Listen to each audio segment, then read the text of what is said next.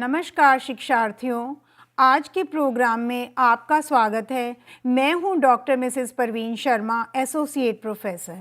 आज के सत्र में हमारी इस चर्चा का विषय रहेगा श्रवण और वाचन के विकास हेतु पाठ्य सहगामी क्रियाएं। अर्थात हमने बालकों के जो कौशल हैं श्रवण और वाचन, उनका विकास करना है। तो उनके विकास के लिए कौन कौन सी ऐसी सहगामी क्रियाएं हैं कि जो पाठ्य पुस्तक पढ़ाने के साथ साथ कक्षा कक्ष में आयोजित की जाएं, जिससे बच्चों का सुनना और बोलना ये दोनों कौशल विकसित हों। क्योंकि अब तक आप जान गए होंगे कि किसी भी भाषा पर आधिपत्य के लिए, उसको सीखने के लिए, अपनी भाषा को प्रभावशाली बनाने के लिए श्रवण, वाचन, पठन और लेखन चारों कौशल की आवश्यकता है। और ना ही हम ये कह सकते कि कौन सा कौशल दूसरे से महत्वपूर्ण है, चारों ही महत्वपूर्ण हैं, लेकिन हमें इनको क्रम देना है। पहले हमें सबसे अच्छा श्रोता बनना है। श्रवण और वाचन दोनों क्रियाएं साथ साथ चलती हैं, लेकिन याद रहे, आप इसको ध्यान रखें, वही अच्छा वक्ता बनेगा जो कुशल श्रोता होगा। तो पहले तो अध्यापक जो है विद्यार्थियों को धैर्यपूर्वक सुनने की जो कला है, सुनने का कौशल है, वो बालकों में विकसित करें। क्योंकि अक्सर केवल कक्षा कक्ष की बात ना भी करें तो सामान्य जीवन में हम जिसको किसी को भी कोई बात बतानी शुरू करते हैं, पूरी बात बताने से पहले ही वो कहने लगता है हाँ हाँ समझ आ गया, और वो बोलना शुरू कर देता है। तो इसका मतलब उसके अंदर धैर्यपूर्वक सुनने की कला नहीं है। तो आधा सुना और आधा नहीं, तो वाचन भी उतना प्रभावशाली नहीं होगा।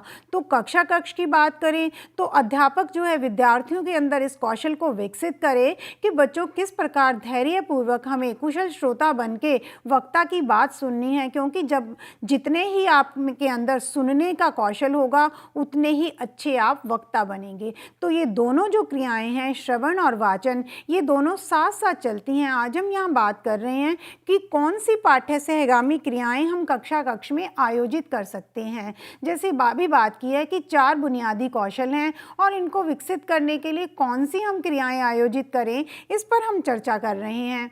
देखिए, श्रवण और वाचन दोनों ही कौशल घनिष्ठ रूप से संबंधित हैं, एक दूसरे से जुड़े हुए हैं, दोनों एक दूसरे पर निर्भर करते हैं।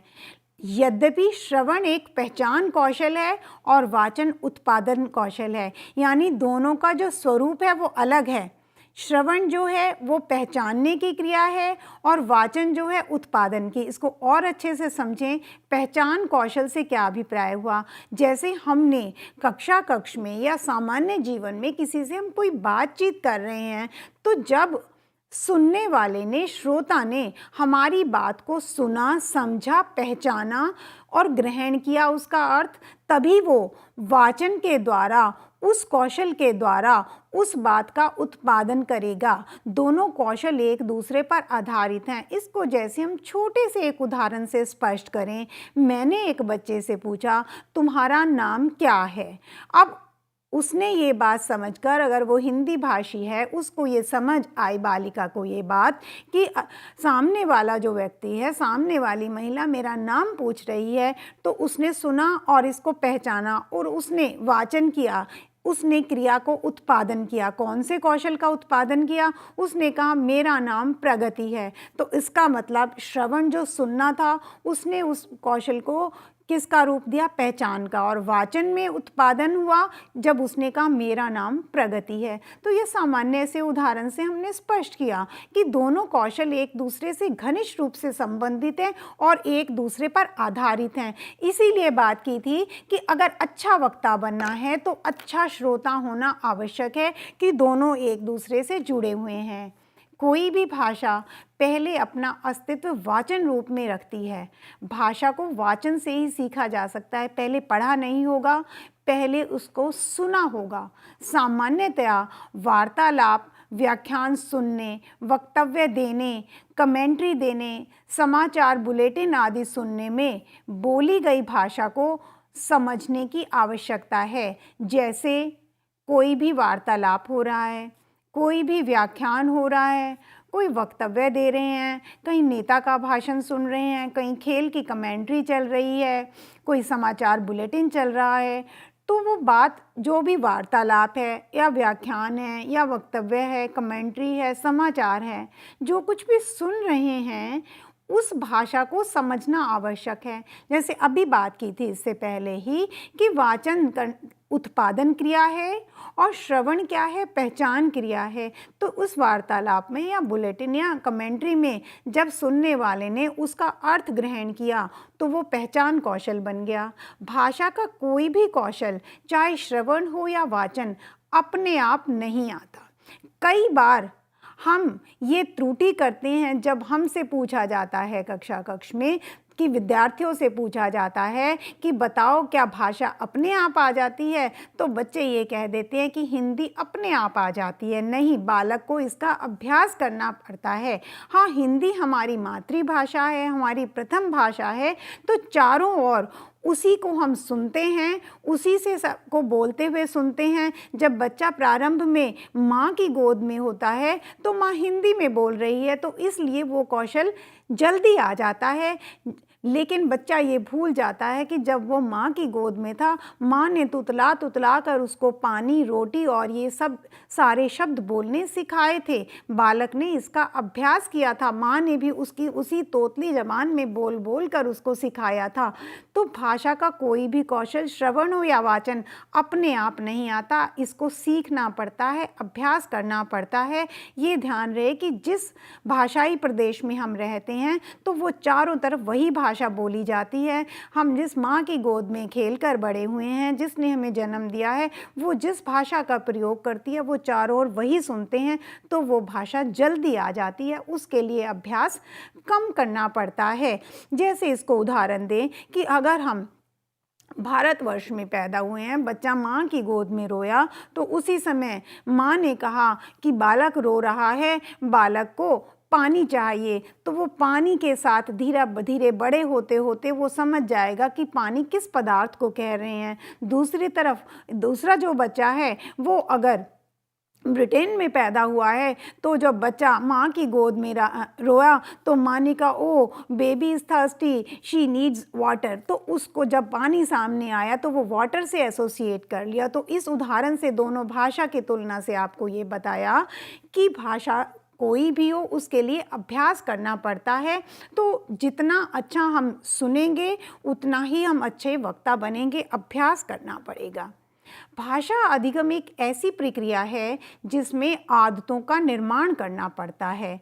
बालक को नई आदतें ग्रहण करनी पड़ती हैं क्योंकि सभी भाषाओं के अलग अलग नियम हैं। ध्यान रहे, कभी भी हमें भाषाई नियमों की तुलना नहीं करनी है। जैसे भगवान ने हर बालक को अलग तरीके से अलग विभिन्न गुण अवगुण देकर पैदा किया है, हर बच्चा इस प्रकृति की अनुपम देन है, इसी तरह हर भाषा के अपना सौंदर्य है, अपने गुण हैं। हमें तुलना में उसका अध्ययन नहीं करना है। केवल ये बात कर रहे हैं हम कि नई भाषा सीखने के लिए या कोई भी भाषा सीखने के लिए बालक को नई आदतें ग्रहण करनी पड़ती हैं। अब इस आदतों का निर्माण कैसे होगा?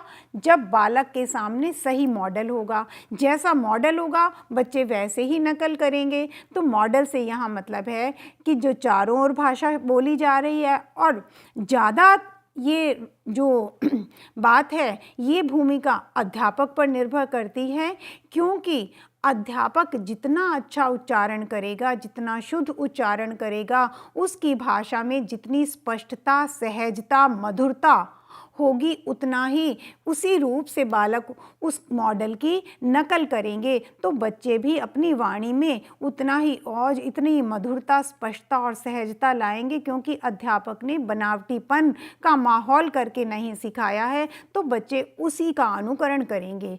श्रवण और वाचन दोनों ही कौशल अन्य कौशल जैसे तैरना, नृत्य करना, पाक कला आदि हैं। जैसे तैरने के कोई किताब मिल जाए कि तैरा ऐसे जाता है या हवाई जहाज ऐसे उड़ाया जाता है, तो खाली नियम पढ़कर कोई भी व्यक्ति ना तैरना सीखेगा, ना नृत्य करना, ना ही जहाज उड़ाना। इसके लिए अभ्यास करना पड़ेगा, शारीरिक गति करनी पड़ेगी। इसी तरह से अगर हमें कोई भाषाई नियम की हम पुस्तक पढ़ लेते हैं तो खाली पुस्तक पढ़ने से बिना बोले बिना सुने हमें भाषा पर आधिपत्य नहीं होगा, क्योंकि माना कि जो उसके नियम हैं या जैसे हमने उन शब्दों का कैसे उच्चारण करना है, मात्राओं को कैसे बोलना है, उसका सही उच्चारण, सही शुद्ध रूप केवल पढ़ने से, नियम पढ़ने से नहीं आएगा। हमारे सामने अध्यापक की जो भूमिका है वो एक मॉडल की भूमिका हो, अध्यापक का उच्चारण एकदम से शुद्ध हो। बालकों में भाषा अधिगम की नींव तैयार करनी है। हमारा उद्देश्य क्या है कि बच्चों में श्रवण और वाचन के लिए जो अलग अलग पाठ्य सहगामी क्रियाएं हैं वो कैसे आयोजित करें। तो ये हमने क्यों आयोजित करनी है, इसका अभिप्राय है, इसका उद्देश्य है कि बालकों में भाषा अधिगम की नींव तैयार करनी है। हमें मालूम है कि अगर हमें एक शक्तिशाली भवन का निर्माण करना है तो उसकी नींव जो है वो उतनी ही सुदृढ़ होनी चाहिए। ऐसे ही बालकों को हमें अच्छा वक्ता बनाना है तो उनकी प्रारंभ की जो नींव है वो बहुत सुदृढ़ और सही होनी चाहिए, और ये नींव किसने रखनी है? अध्यापक ने। तो बालकों में अवधारणा, विचार और तथ्यों की समझ विकसित करना भी इसका उद्देश्य है। बालकों के बीच में शाब्दिक अंत्यक्रिया उपलब्ध करवाना भी इसका उद्देश्य है। शाब्दिक अंतरक्रिया से यह है कि बच्चों के बीच में दूरी ना हो, उनके बीच में आव भाव और जो क्रियाएं हैं, जो अनुभव हैं, उसका आदान प्रदान होता रहे। क्योंकि शिक्षण के सूत्र हैं कि अध्यापक और बालकों में दूरी नहीं रहनी चाहिए, घनिष्ठ संबंध हो, सहजता का और मधुरता का माहौल बना रहे। इसी तरह परस्पर सभी बालकों में भी शाब्दिक अंतःक्रिया या विचारों का आदान प्रदान होता रहेगा, तो उनमें आपस की दूरी समाप्त हो जाएगी और वो समूह के अंदर खेलना, पढ़ना, सीखना, सारी गतिविधियां करना सीख जाएंगे। और इस प्रकार से शैक्षणिक क्रिया का आधार उपलब्ध करवाना जो इसका एक उद्देश्य है वो भी हम पूरा कर सकेंगे। तो ऐसी एक सुदृढ़ नींव डालने के लिए ये जरूरी है कि बच्चों में श्रवण और वाचन की सहगामी क्रियाएं करवाई जाएं। अब जो है कुछ आवश्यक शर्तें हैं। कैसे? बालकों में श्रवण कौशल विकसित करने के लिए कुछ आवश्यक शर्तें हैं। पहली है बालकों में ध्वनि के द्वारा व्यक्त किए गए शब्दों की समझ उत्पन्न करना। जैसे कोई भी हमने ध्वनि की, उस ध्वनि को बच्चों ने सुना और उसके सुनने के बाद उन्होंने उसका अर्थ ग्रहण किया। क्योंकि मैंने बताया था आपको कि जो श्रवण है वो पहचान कौशल है और वाचन क्या है? वो उत्पादन कौशल है। तो जब कोई ध्वनि वक्ता ने करी और श्रोता ने सुनी तो उस ध्वनि की समझ, उसका अर्थ ग्रहण करना अध्यापक ये सिखाएगा। और ध्वनि का कोई अर्थ एवं भाव अवश्य हो, यानी कि श्रवण और वाचन विकसित करने के लिए ये ध्यान रखें कोई भी बेतुकी मतलब हीन जो है ध्वनि ऐसी ना हो, उस ध्वनि का कोई अर्थ हो, कोई भाव हो।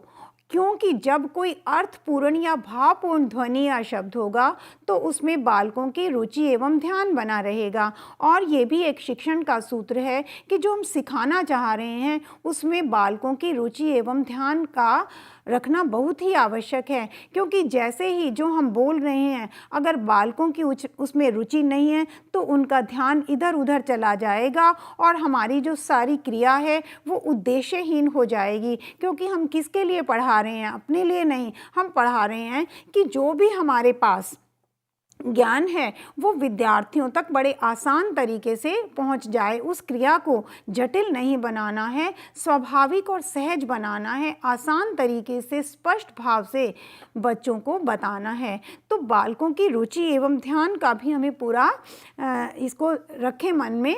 फिर जो ध्वनि है ये सब सीखने के, श्रवण सीखने के कुछ सिद्धांत हैं। कैसे? ध्वनि स्पष्ट सुनी जा सकने वाली और सही उच्चारण सहित हो। यानी पहली तो हमने बात की थी कि ध्वनि का कोई अर्थ हो। अब ये ध्वनि जो है स्पष्ट हो, ऐसा ना हो कि बच्चों ने ढंग से ना सुनी हो, उसमें कोई शोर आ रहा हो साथ में, और सभी बच्चों को सुनी भी जा सकने वाली हो। ऐसा ना हो कि पीछे वाले बच्चों को नहीं सुन रही हो। फिर उस ध्वनि का उच्चारण एकदम सही हो, क्योंकि अभी आपसे बात की थी कि सही मॉडल का होना आवश्यक है, क्योंकि जैसा उच्चारण अध्यापक करेगा विद्यार्थी वैसा ही उच्चारण करेंगे। अध्यापक एवं बालक दोनों ही इस क्रिया के लिए तैयार हों, यानी क्यों कैसे द्विक्रिया है, दोनों का ही इसमें तैयार होना जरूरी है।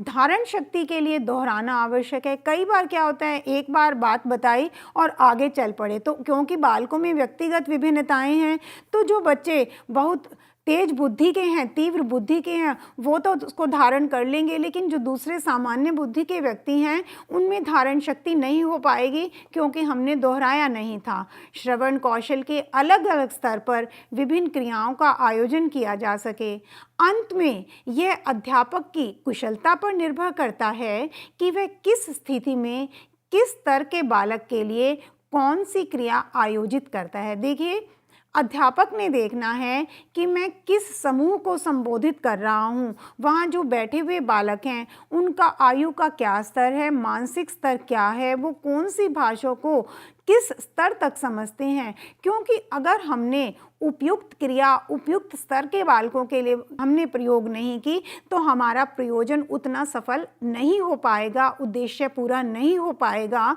तो अध्यापक की कुशलता इस बात पर निर्भर करती है कि वो कौन सी क्रिया का आयोजन कर रहा है और किस स्तर के बालकों के लिए, क्योंकि सभी क्रिया सभी स्तर के बालकों के लिए आयोजित नहीं की जा सकती हैं। जब कोई मरीज डॉक्टर के पास जाता है तो वो मरीज की जो शारीरिक जो योग्यता है उसको देखकर, या वो कौन सी दवाई को आसानी से जो है पचा सकता है, बहुत सारी बातें देखकर उसके बाद ही दवाई देता है। इसी तरह मैंने बात की है कि बालकों में व्यक्तिगत विभिन्नता होती है, तो ये क्रियाएं आयोजित करते हुए अध्यापक को देखना पड़ेगा, उसके कौशल पर ये निर्भर करता है। अब जो है वाचन कौशल का क्या अर्थ है? सीसी फ्राइज के अनुसार वाचन ही भाषा है। वाचन से ही भाषा को जीवन शक्ति, पोषण और गतिशीलता मिलती है। श्रवण और वाचन दोनों क्रियाएं साथ साथ चलती हैं, दोनों पर ही पर्याप्त बल दिया जाना चाहिए। बालक पहले ध्वनि और संरचना को सुनकर ग्रहण करता है, पहचान करने का अभ्यास करता है और उसके बाद बालक अपने भावों को अभिव्यक्त करता है। अब भाषा की जो ध्वनि है वो कैसे सिखाएं, इसको सिखाने के कुछ उद्देश्य हैं, जैसे भाषा की ध्वनि सीखना, साथ ही बलाघात, लय और उतार चढ़ाव सीखना, उचित सामाजिक परिस्थितियों में बालक को वाचन क्रम सिखाना ताकि उसकी सामाजिक ग्राह्यता बढ़ सके। अब हमने वाचन और श्रवण सिखाना है।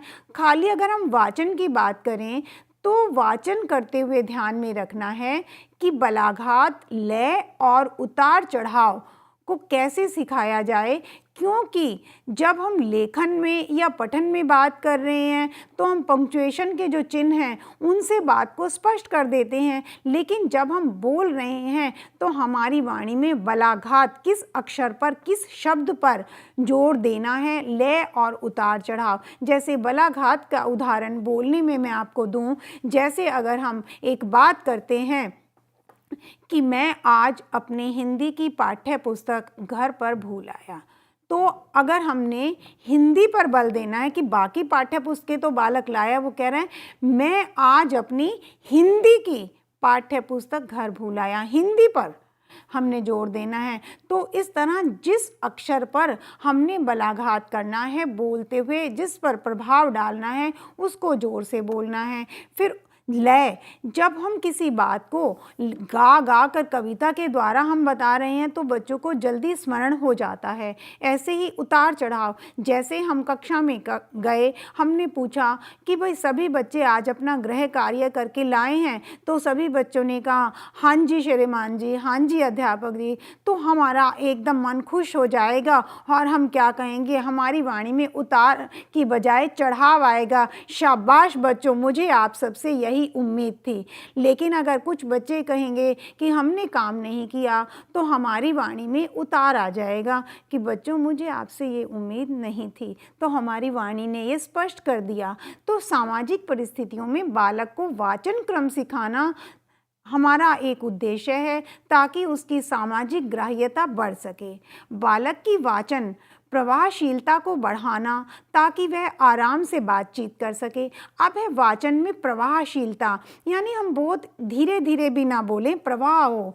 अब कुछ सहगामी क्रियाएं हैं कि हम पढ़ाने के साथ साथ कौन कौन सी पाठ्य सहगामी क्रियाओं का आयोजन करेंगे। उनमें सर्वप्रथम है पुनः उत्पादन क्रियाएं। कौन सी हैं? अध्यापक एक ध्वनि, शब्द और वाक्य प्रस्तुत करे। इसके बाद बालकों को कहे कि ऐसी ही ध्वनि, शब्द और वाक्य प्रस्तुत करे। पहले समूह में करने को कहा जाएगा, बाद में बालकों से बारी बारी से व्यक्तिगत रूप से यही क्रिया करने को कहा जाएगा। समझिए, जैसे हमने कोई वाक्य बोला या कोई ध्वनि निकाली मुंह से या कोई शब्द बोला, कोई हमने बात कही, कोई पद कहा, तो हम पहले तो उनको समूह में कहेंगे कि सारे बच्चे मिलकर बोलो। फिर हम बारी बारी से बालकों से व्यक्तिगत रूप से यही क्रिया करने को कहेंगे। अब 40 बच्चों से एक ही वाक्य हम नहीं बुलवा सकते, तो हम इसमें क्या करेंगे, जब पहले समूह में बुलवा लिया तो हम फिर कहेंगे अब बच्चों किस बालक को मैं कहूँ कि कौन इसको व्यक्तिगत रूप से प्रस्तुत करेगा। हाथ खड़ा करेंगे, बोलेंगे नहीं, तो बच्चे हाथ खड़ा कर लेंगे। उनमें से माना एक वाक्य हम पहले 5 बच्चों से बुलवा लेंगे। फिर जब हम दूसरा वाक्य या कोई दूसरी और क्रिया भी जो मैं बताने वाली हूँ, जब हम उसका उत्पादन करवाएंगे, फिर बच्चों से कहेंगे अब कौन करके दिखाएगा अलग से। बच्चे फिर हाथ खड़ा करेंगे। तो जिन 5 बच्चों को पहले बारी मिल चुकी है, उसके बजाय दूसरे बच्चों को अवसर दिया जाए। ध्यान रहे, अध्यापक कई बार क्या करते हैं कि कुछ बच्चे ही कक्षा में हाथ खड़ा करते हैं जो बहिर्मुखी होते हैं। तो क्या होता है कि बच्चा उनको, जब वो अध्यापक बार बार उन्हीं बच्चों से सुनता है, जबकि बच्चे ने हाथ खुद नहीं खड़ा किया, तो बच्चे अध्यापक पर पक्षपात करने का आरोप लगा देते हैं कि आप उसी बच्चे से बार बार पूछते हैं। तो अध्यापक को कक्ष में ऐसी बहुत सारी चुनौतियों का सामना करना पड़ता है। हमें जितना आसान लगता है पढ़ाना, उतना आसान नहीं है, क्योंकि हमारी कक्षा में 35 से लेकर 40 तक की संख्या में बच्चे बैठे हैं। सबकी व्यक्तिगत विभिन्नताएं हैं। किसी की रुचि किस में है, कितनी की सीखने की गति कम है, किसी की ज़्यादा है। कोई कहता है एक बार पढ़ाओ क्योंकि उसको एक बार में समझ आ गया, कोई चाहता है 5 बार बताएं। कुछ बच्चे सामान्य से भी नीचे हैं, क्योंकि हम इंक्लूसिव शिक्षा की बात कर रहे हैं, तो सभी प्रकार के बच्चे एक ही कक्षा में बैठे हैं। कुछ बच्चे कहेंगे 5 बार बताया जाए, तो इससे अध्यापक का जो कार्य है वो इतना आसान नहीं है, बड़ा चुनौतीपूर्ण है। तो कितनी बार उसको दोहराया जाए, ये अध्यापक को देखना है। ऐसी कोई किताब, ऐसा कोई मनोवैज्ञानिक या ऐसा कोई शैक्षिक विद नहीं बता सकता। अध्यापक को उस परिस्थिति में स्वयं ही निर्धारित करना होगा कि कितनी बार किस पाठ का दोहराया जाए बच्चों से। दूसरी बात है कि पाठ्य सहगामी क्रियाओं की हम बात कर रहे हैं। अब तक हम काफ़ी चर्चा कर चुके हैं कि श्रवण और वाचन का क्या महत्व है, दोनों कैसे साथ साथ चलती हैं, दोनों का विकसित करना बहुत ही आवश्यक है। तो पाठ्य सहगामी क्रियाओं में पहली क्रिया हमने आपसे बात की कि दोहराना। दूसरा है प्रश्न पूछना। अध्यापक सामान्य प्रश्न पूछेगा, बालक सुनेंगे, समझेंगे और उत्तर देंगे। इस प्रकार श्रवण और वाचन दोनों ही क्रियाएं विकसित होंगी। उदाहरण के लिए पहला हमने प्रश्न बच्चे से किया, तुम्हारा नाम क्या है। अब बच्चे ने यह सुना, अगर उसको इन चारों शब्दों का अर्थ पता होगा कि तुम्हारा नाम क्या है, तभी वो कहेगा मेरा नाम प्रकाश है। तुम कहाँ रहते हो? मैं दिल्ली में रहता हूँ। इस तरह फिर हम किसी और बच्चे से पूछेंगे कि तुम्हारे पिताजी क्या करते हैं, तुम्हारे कितने बहन भाई हैं। इस तरह हमने सामान्य बातें करती हैं। ऐसा नहीं है कि हमने मुश्किल या जटिल विषय पर बात करनी है कि लोकतांत्रिक देश पर, यानी इसकी बारे में आपके क्या विचार हैं। तो ऐसे बच्चे जो है वो दुविधा में पड़ जाएंगे। हमने सामान्य बातें करनी हैं कि अच्छा बताओ किसको कौन सा विषय अच्छा लगता है। तो हमने तो यहाँ पर ये देखना है कि कौन सी पाठ्य सहगामी क्रियाएं हैं जिससे हमें पता लग रहा है कि बच्चे का जो श्रवण कौशल है वो भी विकसित है, वो उसको सुन रहे हैं, समझ रहे हैं। जैसे ये पहचान कौशल है, पहचान करने के बाद वो उसका अर्थ ग्रहण कर रहे हैं और फिर वाचन के रूप में उस क्रिया का उत्पादन कर रहे हैं और उत्तर भी दे रहे हैं हैं, तो इसका मतलब क्या हुआ, प्रश्न पूछने से बच्चों में श्रवण और वाचन की क्रियाएं विकसित होंगी। हाँ, अब ये अध्यापक को देखना है कि किस स्तर के बच्चे हैं, जो हमारे प्रश्न हैं वो धीरे धीरे उनका स्तर बढ़ सकता है। तो एक अध्यापक को मेहनत बहुत करनी है और साथ ही जो अध्यापक भाषा पढ़ा रहा है उसको और भी मेहनत करनी है, उसको रोज़ नई क्रियाएं सोचनी है, क्योंकि जैसे नई क्रियाओं का आयोजन करेंगे कक्षा में तो बालकों के अंदर जिज्ञासा वृत्ति बनी रहेगी, वो उत्सुक रहेंगे कि आज अध्यापक कौन कौन सी क्रियाएं करवाएंगे, कैसे करेंगे। तो हमें नए नए तरीके, नई नई क्रियाएं सोचनी है। तो हमें पहले दिन जो है दोबारा से उस पाठ की तैयारी करनी है, पढ़ कर जाना है। ऐसे नहीं जाना है कि बिना तैयारी के चले गए और फिर हम सोचें कि वहाँ कौन सी क्रियाएं करें। पहले से ही हमारी क्रियाएं हमारे पास तैयार हों, ताकि हमारा एक भी जो क्षण है वो बेकार ना हो, व्यर्थ में ना जाए और बच्चों का जो रुचि है वो बनी रहे। अब एक और क्रिया पाठ्य सहगामी क्रिया है भूमिका निर्वहन, जिसको हम रोल प्ले कहते हैं। अध्यापक बालकों को अलग अलग भूमिका करने को कहेगा। जैसे बच्चों को कहेगा कि भाई आपको किसी ना किसी ने डॉक्टर के पास हम गए होंगे कभी बीमारी होने पर, तो डॉक्टर की और आपके बीच में क्या वार्तालाप हुई, डॉक्टर की नकल कीजिए, अध्यापक की कीजिए, किसी व्यापारी की, सैनिक की या जज की। आपने किसी फिल्मों में जज को देखा होगा, तो जज कैसे बोलता है, तो बच्चे रोल प्ले करेंगे। इससे बालक अपनी मनपसंद भूमिका चुनेंगे और उनके वाचन का अभ्यास होगा साधारण तरीके से। फिर एक क्रिया करके अध्यापक कुछ क्रिया करके बोलता है, बालक अध्यापक को देखकर वैसा ही करने का प्रयत्न करे। इससे बालकों में श्रवण और वाचन दोनों ही क्रियाएं विकसित होंगी और रुचि बनी रहेगी, तथा भी कक्षा में सक्रिय रहेंगे। देखिए, कक्षा में अध्यापक और बालक दोनों को ही सक्रिय रहना है, ताकि रुचि बनी रहे, बच्चों का पढ़ने का मनोबल और प्रोत्साहन बना रहे, उत्साह बना रहे।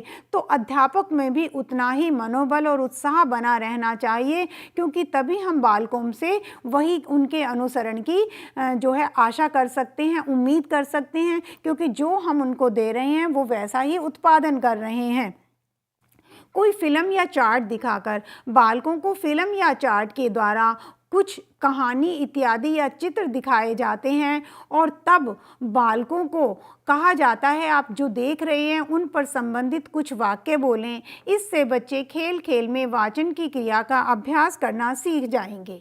कहानी की रूपरेखा, अध्यापक किसी कहानी की एक रूपरेखा सुनाएगा और विद्यार्थियों को कहेगा कि सोचो और अपने हिसाब से वाक्य बोलकर कहानी पूरी करो। इस क्रिया से पूरी जो कक्षा है उसको सुनने और बोलने का अवसर मिलता है और दोनों ही क्रियाओं का विकास होता है। अब मौखिक रचना के द्वारा इसमें कोई भी विषय चुनकर विद्यार्थियों को कहा जाता है इस पर कुछ बोलें।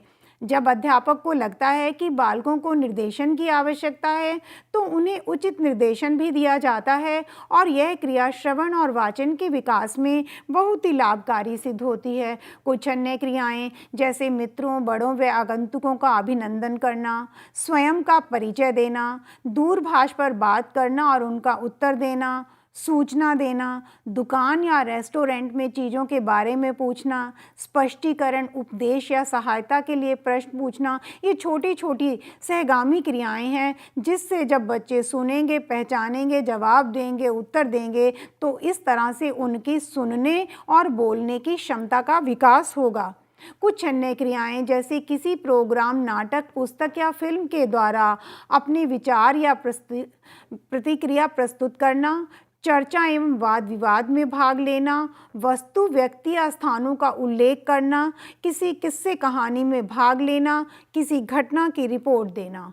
श्रवण और वाचन के विकास हेतु अध्यापक की भूमिका कुछ और भी रहेगी इस प्रकार से। सस्वर वाचन छोटे बच्चों के लिए तो अच्छा रहता है, पर इससे कल्पना शक्ति का विकास रुक जाता है। अध्यापक ध्यान रखे कि यह क्रिया उद्देश्यहीन ना बने। अध्यापक बालकों के पढ़ने की गति का भी उनके स्तर के अनुसार ध्यान रखे।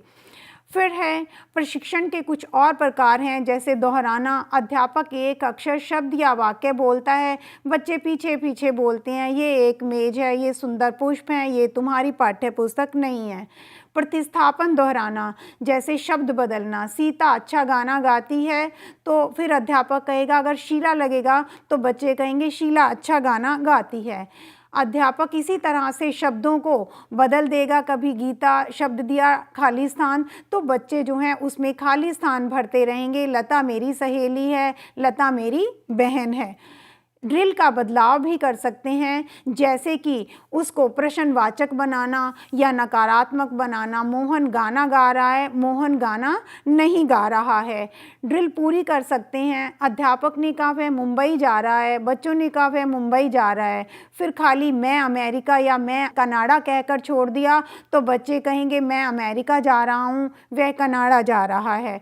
इस तरह कुछ अंत में सुझाव भी हैं। इमला एवं सुलेख भी लाभकारी है। अध्यापक देखे कि कार्य साधारण हो। अध्यापक भी पूरी तैयारी के साथ कक्षा में जाए। अध्यापक को भी भाषा का अभ्यास हो।